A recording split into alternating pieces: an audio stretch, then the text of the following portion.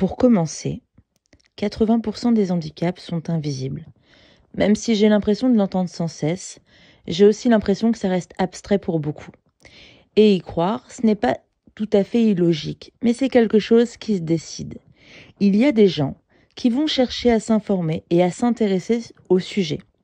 Et il y en a d'autres qui vont continuer à se fier à leurs propres croyances. En gros, croire en ces personnes qui subissent un mal invisible, ça va dépendre de la façon dont ils résonnent avec ce que nous avons en nous.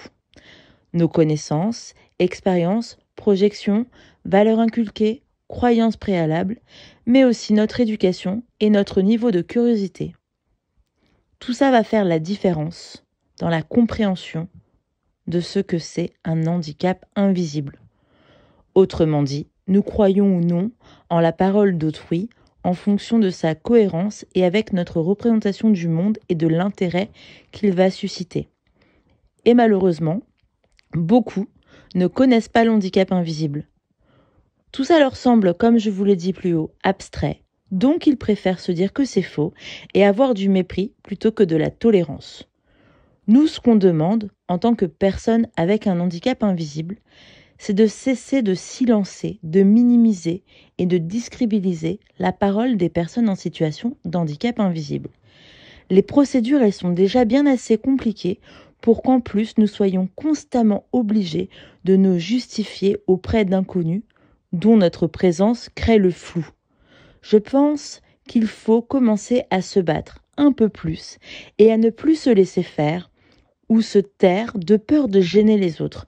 Car figure-toi que le silence général est précisément ce qui arrange les égoïstes et les lâches qui nous refusent notre priorité. Mais surtout, ça ne fait pas connaître et avancer notre cause. Ce ne sont pas des événements ponctuels et originaux. Elles obéissent au fruit d'un schéma récurrent d'oppression sociale qui se crée à cause de nos différences. Et toi, derrière ton écran, oui, ou même dans la réalité, tu es en droit de t'abstenir de réagir aux dénonciations de mépris que l'on reçoit, ou du peu de compréhension sur l'handicap invisible que l'on suscite. Et j'ai envie de te dire que franchement, par moments, ça vaut mieux que de tenir des propos immondes qui infligent une double peine aux personnes qui subissent des maux à perpétuité. Mais nous avons une société à faire évoluer. Nous avons des paroles à libérer et certainement pas à faire taire.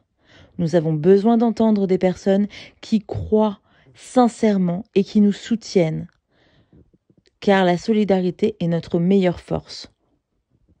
En France, il faut constamment des preuves, alors éduquez-vous, informez-vous. Nous sommes 12 millions de Français en situation de handicap, dont 9 millions en situation d'handicap invisible. Demain, ça peut être n'importe qui de ton entourage, ton voisin, tes parents, tes enfants, ton collègue et même toi. N'attends pas que ça t'arrive pour avoir de la compassion. Agis et ne laisse plus personne en détresse ou avoir peur d'utiliser ses droits. Que ce soit en caisse prioritaire, dans le bus ou sur les places de parking, ayons tous la même attitude.